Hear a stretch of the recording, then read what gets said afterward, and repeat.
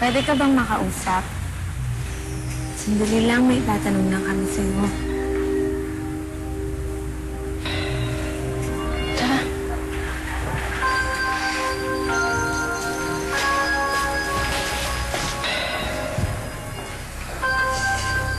Ano pag-uusapan nila? Bakit kailangan pa nilang lumayo? Ewan ko, yan nga rin pinagtataka ko eh. Ano bang itatanong niyo sa akin?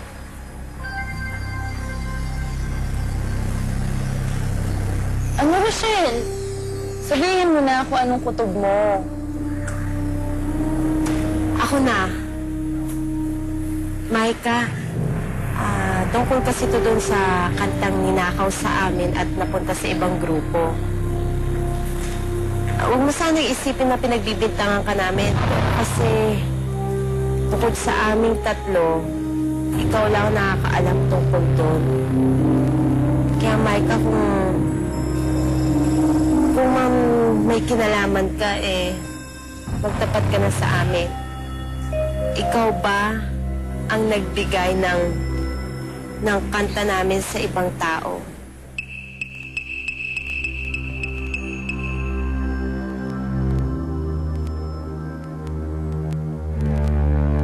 Ganun po ba? Sayang naman yung opportunity. But then, kasalanan naman nila yun eh. Hindi kasi sila nag-iingat. O sige po, basta po mamaya darating po kami for our rehearsal. Sige po, thank you. Bye-bye. Ay, sino kausap mo?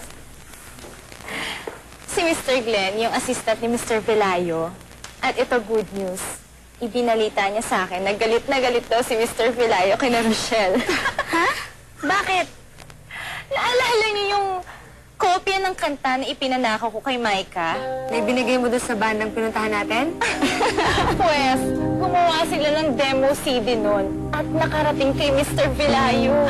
Kaya yun, galit na galit si boss kina Rochelle. Oh my God, kawawa naman sila Rochelle. Buti nga sa kanila.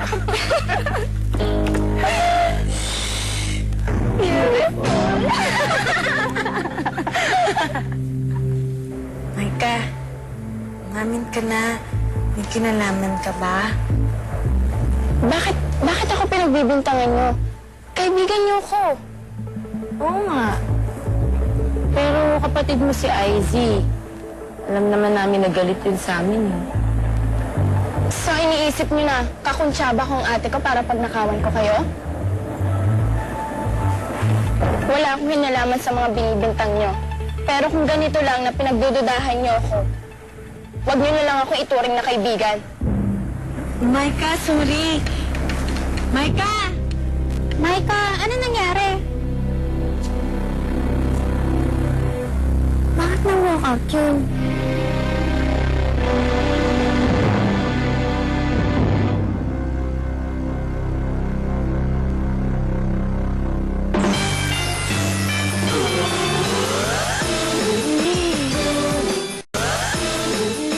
Iba naman buhay to. Mukhang minamalas na naman tayo eh. Magtapat nga kayong dalawa. Sino sa inyo may balat sa puwet? Mukha. Basta ako, alam ko makinis ang buong katawan ko. Ewan ko dito. Ako na naman tinitingnan niyo. Tigilan niyo nga ako. Kasi naman lagi na lang tayong ganito. Ito na nga konting-konting na lang maaabot na natin yung tagumpay natin. Magiging sikat na singers na tayo, mapapanood na tayo sa TV, maririnig na yung mga boses natin sa radyo. Pero nawala din. Tapos ngayon galit pa sa atin si Maika. Ba naman yan? Tara nga, sumama kayo sa akin. Saan tayo pupunta? Kita niyo yung building na yan? Yun, yung mataas. Punta tayo doon, akyat tayo doon, tapos sabay-sabay tayong tumalon. Magpakamatay na tayo para matapos na itong mga paghihirap natin. Mia, kung gusto mo magpakamatay, mag-isa ka, panonoorin ka namin. Sige. Tingnan ko nga, bago na yung isip ko. Pag namatay ako, di mawawala na ng saysay salitang maganda.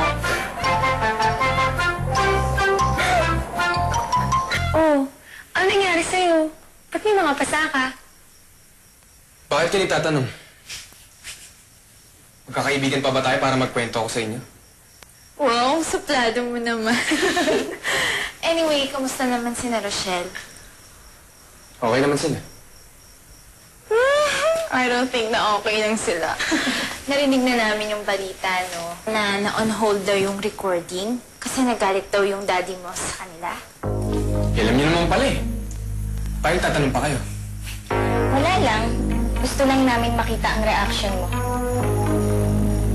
Ano ka ngayon? Pinahiya ka na ni na Rochelle sa daddy mo. Walang kasalanan si Rochelle. Nakakasiguro ka? Alalahanin mo, Edgar. Ikaw ang nasira sa nangyari ito. Baka naman talagang plinano nila Rochelle na ipamigay yung kanta para makaganti sa'yo. Di naman siguro ganun katangas ni Rochelle para sirain ang sarili nila. Makaganti lang sa akin. Whatever. Basta, napahiya ka dahil kina Rochelle. Kawawa ka naman. Ikaw kasi ang husay mo pumili ng mga bagong kaibigan.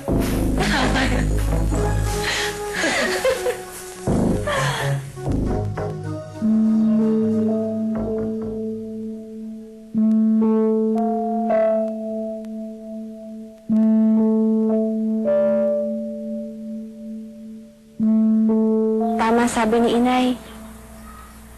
Hinairal mo na naman yung katigasan ng ulo mo. Anong ginagawa mo dito? Di ba dapat nagpapahinga ka? Tara, iuwi na kita. Ano ba? Bitawan mo nga ako! Ano bang problema mo? Si Maiko. Hanggang ngayon kasi, galit pa rin siya sa akin. Kanina, hindi niya ako pinansin. Parang hindi niya ako nakita. Cheche, ba't nagagalit siya? Kasalanan ko bang gusto ko siya? Tana, huwag ka na muna. Baka kung ano pang mangyari sa'yo. Nagmamakaawa ko sa'yo. Kausapin mo naman si Maiko. Sabihin mo na wala akong kasalanan sa nangyari. Sabihin mo na huwag na yung magalit sa akin. Please, nakikiusap ko sa'yo. Gawin mo lahat para hindi na siya magalit sa akin. Please.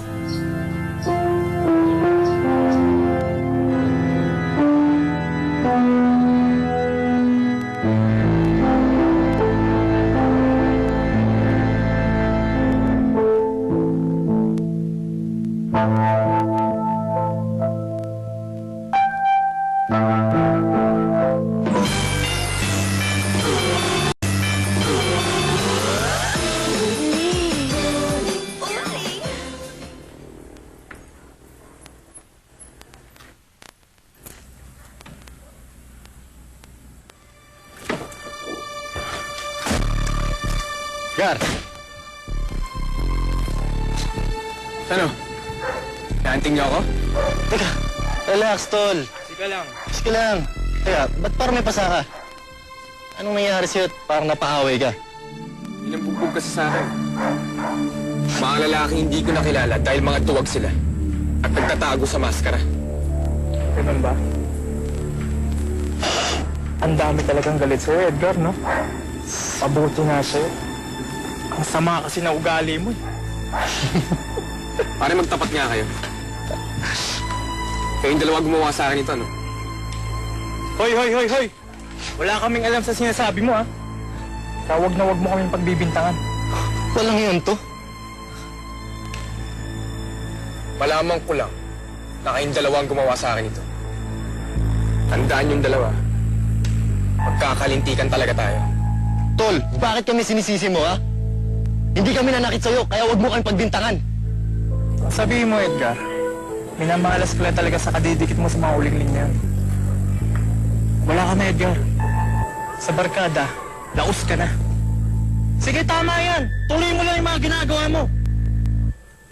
Ang sa ganon, magtuloy-tuloy din ang mga kamalasan mo sa buhay mo. Tara.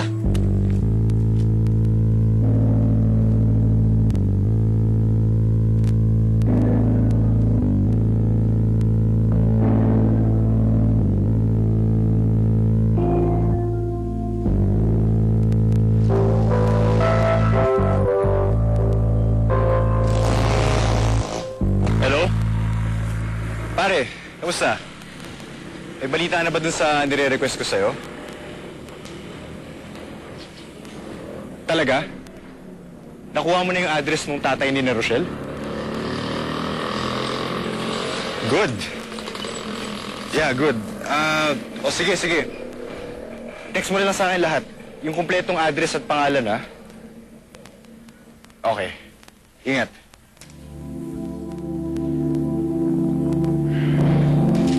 Edgar!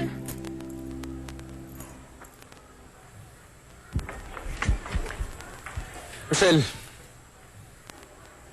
pwede wag ka munang lumapit sa akin. Tigilan niyo na muna ako. Bakit naman? Bakit? Anong bakit? Totoo nga yung sinasabi nila. Malas ka. Malas kayong magkakapatid. Kaya pati ako minamalas na rin. Kung alam ko na lang magkakaganito, sana di ko na kayo nawakan eh. Sana, di na ako nahawa sa kamalasan niyo. Visit kayo. Sorry. Sorry kung nadamay ko sa kamalasan namin. Sa totoo lang, kahit naman kami nagtataka eh. Bakit sa pagkabata, ganito na kami. Na kahit sumaya kami eh. Sandali lang kasi may darating kaagad na problema o trahedya. Ganito na talaga kami. Pero umaasa kami magkakapatid. Umaasa kami na magiging maayos din ang lahat. Umaasa kami na may darating na taong katulad mo. Natatanggapin kami bilang kami. Sanay na kami. Tanggap naman namin eh. Hindi naman kita masisisi kung bibitawan mo na kami. Sanay na kami kasi namatay din ng inay namin dahil sa amin. Sanay na kami sa mga taong napapalapit sa amin tapos lumalayo din. Hindi na ako magtataka. Salamat. Maraming salamat na sa mga pagkakataong binigay mo sa amin. Maraming salamat.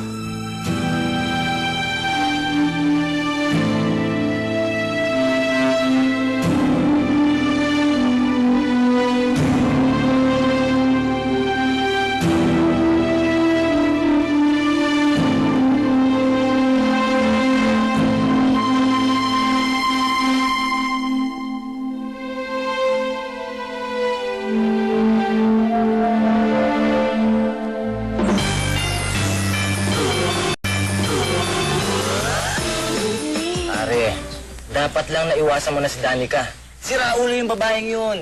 Kina mo ha, tama ba naman yung pagsabihan niya si Cheche na iwasan ka para lang masolo ka niya? Eh kung hindi ba mapraning yung babae, sasapakin ko yun eh. Ewan ko doon kay Danica, basta kung ano man siya, di na ako ulit makikipaglapit sa kanya. Tama lang. Maiko, Ito mo na, ayun na. Kayo na yung palay. Palay na lumalapit. Lapitan mo lang, baka magbago pa isip niya. Bakit nandito ka, di ba? Galit ka sa akin. May kailangan kasi ako sa'yo eh. Lapit na!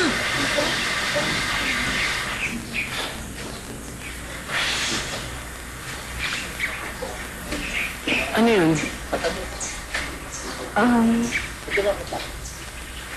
Talaga bang... Talaga bang mahal mo ko? Kailangan pa bang sabihin sa'yo yan? O gusto mo patunayan ko na lang? Sige, patunayan mo. Paano?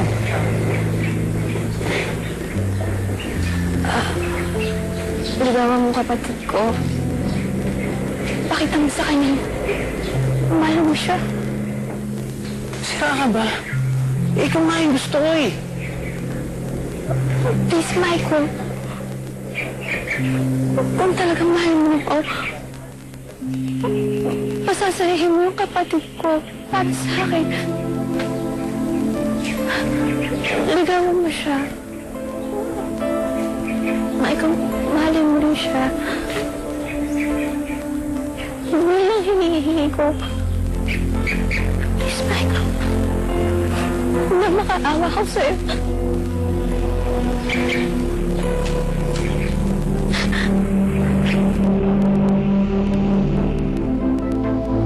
Danica, be sure to be there before 7.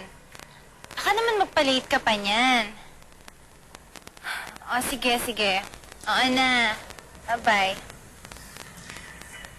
Ate, may kailangan ka malaman. Ano na naman? Kinausap ako ni na Rochelle. Tinanong nila kung may kinalaman ako sa pagkopya ng mga kanta nila. Ano sabi mo? Mami ka ba? Kapag umamin ako, sigurado ako magagalit ang mga yon. Kaya, bakit ko gagawin yon? Siyempre, nag-deny ako. Mabuti yan, Maika. Dapat talaga hindi nila malaman na may kinalaman ako dito. Kaya, salamat, Maika, ah.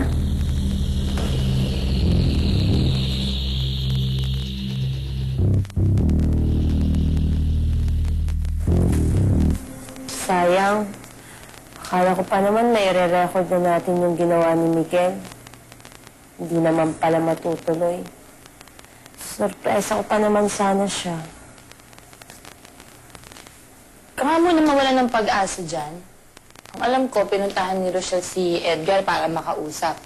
Malay mo naman, makumbinsi pa nila si Mr. Velayo para bigyan tayo ng isa pang chance. Buti kung makumbinsi pa nila. Nakita mo naman, ang laki-laki ng galit sa atin.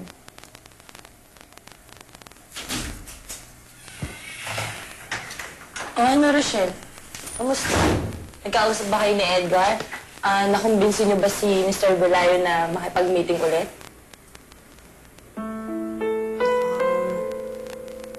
Hindi na mangyayari yun. Bakit? Galit na rin sa atin si Edgar. Pakiramdam niya, nadamay na siya sa kamalasan natin. Kaya huwag kayong magtataka kung lalayuan na tayo nun. Nakita mo na, Mia? Wala na talaga tayong pag-asa. Kaya huwag na tayong mag-ilusyon na makakaahon pa tayo sa buhay nating to.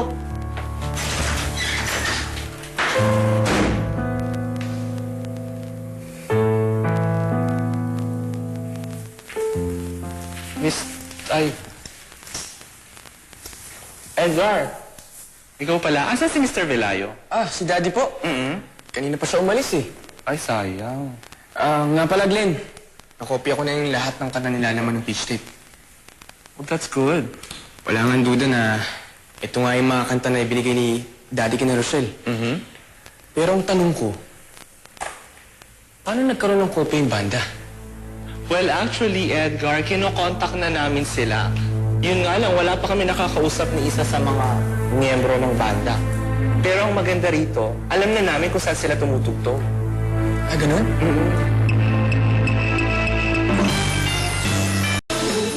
Yung mataba, yung nagtatrabaho sa matadero, halos maubos na yung buhok. Oo. Beto, sino hanap? Pado daw. Ay, hindi po Pado, Dado ho. Dado. Dado ano? Dado sa Lumbides. Si Parin Dado! Ay, pasensya ka nito, medyo mahina ang tenga nito eh. Ay, dyan na nakadala sa banda ron, si Parin Dado. Ayun pala eh. Ay, pala si Parin Dado eh. Pare! Oy, pre! May naghanap sa'yo, pare! Ha? May naghanap sa'yo. Ay, si Parin Dado. Pare.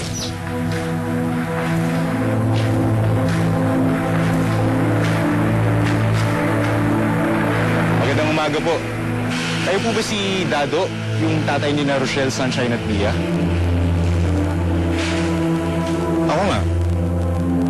Bakit? Ano kailangan mo sa akin?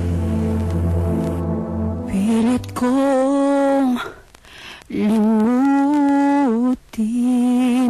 ang pag-ibig mo, ngunit di maalis. Kahit anong gawin, alam ko na di dapat, pero di matiis. Lumayo ka man sa'kin, ako'y hahabol din. Yeah. Puso't isipan ko'y kahirap baguhin. Burahin ng mabuti ay andun pa rin. Ika'y nantya sa aking daigdig, parang nakabaon sa hangin.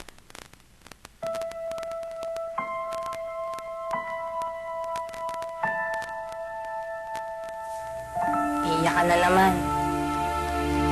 Tigilan mo na nga yan. Di kaya bagay sa'yo umiiyak. Kasi di ba sa ating tatlo ikaw ang pinakamatapang? Hindi naman porke ako ang pinakamatapang sa atin tatlo, hindi na ako marunong umiyak. Ang mahirap kasi nito.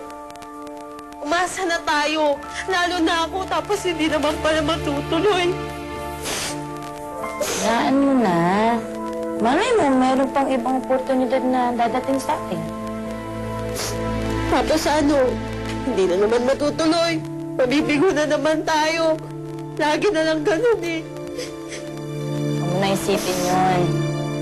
Buti nga, kahit lagi tayong minamalas, nakakayanan natin. Kasi nga, nagdadamayan tayo.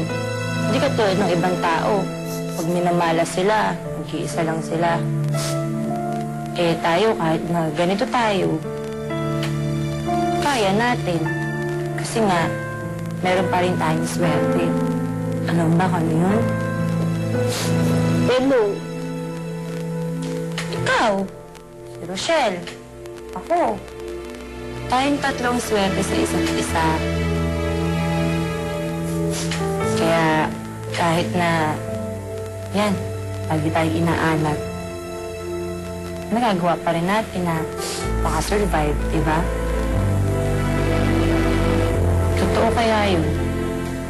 Kasi kung ako lang naman mag-isa, hindi ko naman yan kaya eh. Siyempre, malulutot din ako. Pero, nakakayanan ko kasi nandyan kayong laging dalawa. Hindi niyo ako iniiwan. Kaya, para sa akin, sa buong buhay ko, kayong dalawang swerte sa akin. Hindi akong iiwan niya. Iiyak ako mag-isa.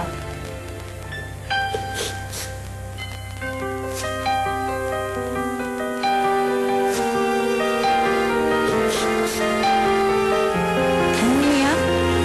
Ang pangit mo pag umiiyak ito. Malaki yung butas ng ilong.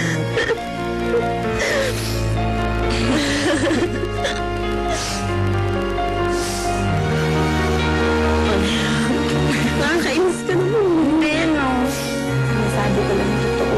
Tapos hindi na ako Kaya ka na naman.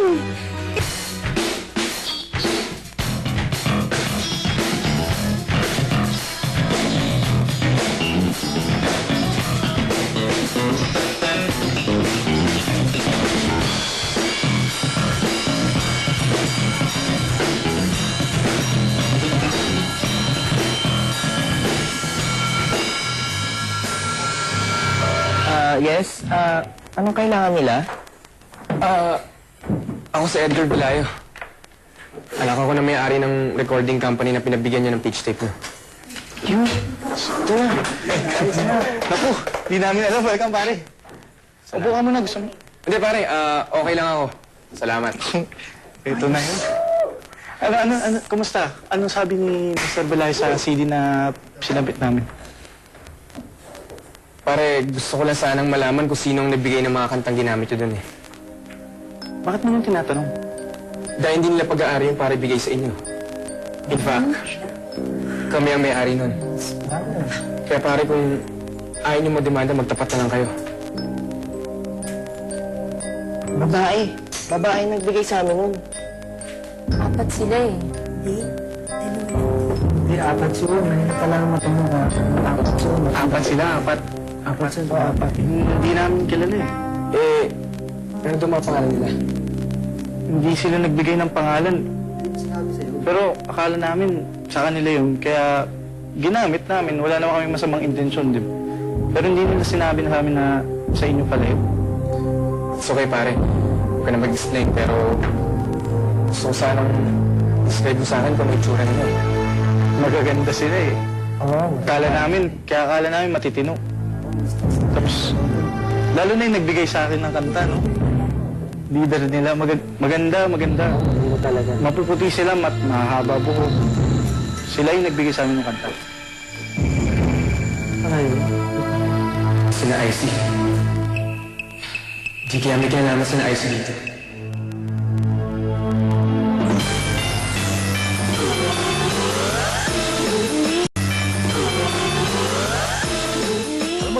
Kasalanang nagawa ng mga anak ko sa eskwelahan. Meron ba? Ay, wala po, Mang Dado. Sa totoo po, okay naman po sila dun sa sitio. Mabait po yung mga anak nyo. Lalo na po yung si Rochelle. Isa po yun sa pinakamatalino sa batch nila. Ay, mabuti. Alam mo, nakakataba ng puso na lalaman ng ganyan eh. Siyempre, konting mana-mana din yan eh. Biling-bilin ako sa kanila eh. Huwag akong bibigyan ng kahiyan. Gaya nga ho ng sabi ko, okay po sila. Kaya po ako nagpunta dito para i-commend sila sa inyo. At saka para magtanong na rin, Mang Dado. Kilala po ba ni Aling Luisa si Nessa Samonte? Nessa? Ah, yung artista. Yung artistang, hindi ako nagkakamali, yun yata yung bigyan ng scholarship doon sa mga anak ko eh. Opo, siya nga po yun. Kilala niyo po ba siya ng personal? Hindi naman gaano. Pero #1 fan ang misis ko, ni Nessa Samonte. Well, tungkol kay Nessa, ano ba gusto mong malaman tungkol doon? Alam ko po kasi kilala niyo siya, pero hindi naman pa na. Mang Dado, yun lang po. Yun lang po ang tatanong ko sa inyo. Yun lang ang lahat ng to? Pa-soft drinks ka, tapos yun lang tanong mo sa akin? Ayos ka rin bata. Sige. Para hindi tayo magsayangan ng oras natin pare-pareho. Salamat, Mang Dado, hindi niyo po kamukha yung mga anak niyo, Mahala po siguro kay Aling Luisa yun.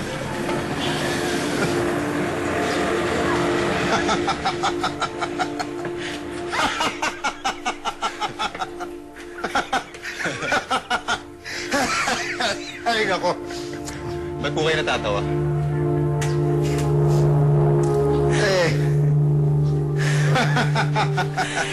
Paano kasi, iho? Yung asawa nito si Luisa. Kay ganda-gandang babae. Mistisa. Kaya paano naman magiging kamukha ang mga ampon nila?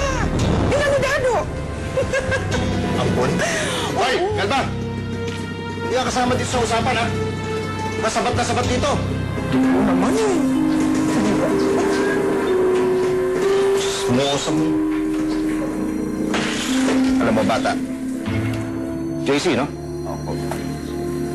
Masyadong pinapaniwalaan niya kasi dito sa amin, tingin namin yan, sira ang tuktok. Kaya yung mga sinasabi niya, hindi na namin pinaniniwalaan. Diretsuhin mo na ako. Ano talaga sadya mo sa akin? Ang dami mong tanong.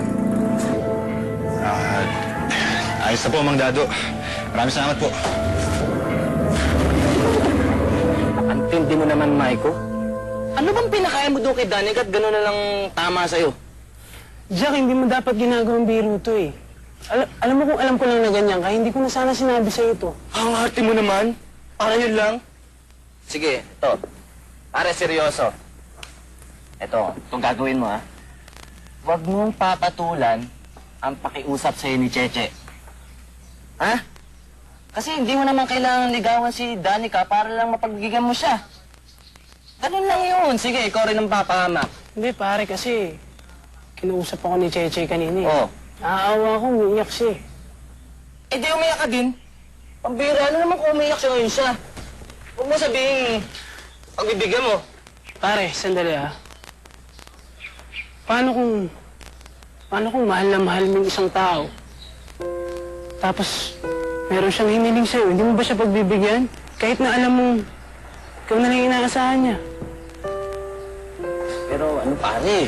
Pare, hindi pwedeng hindi ko pagbigyan si Cheche. Kahit ayoko yung pinagagawa niya. Ito na lang yung paraan. Para malaman yung mahal na mahal ko siya. O ngayon, kung talagang magaling ka, ano gagawin mo? Pagbibigyan ko si Cheche. Iligawan ko si Danica.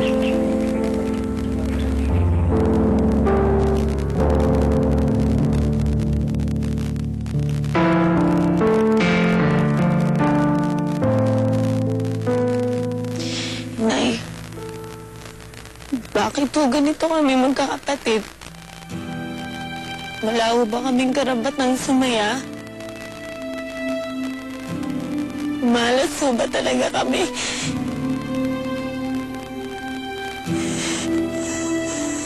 Tulungan mo naman kami, Nay.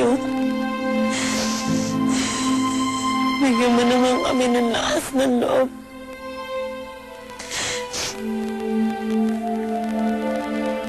Kasi hindi ko na kaya.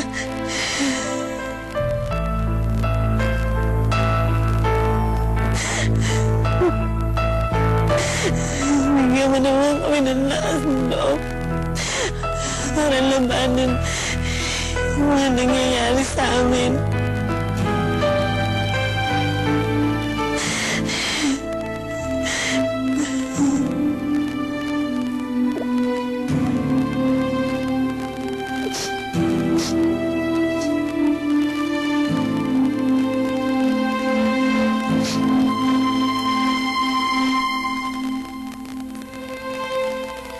Bakit kaya may ibang bulaklak dito?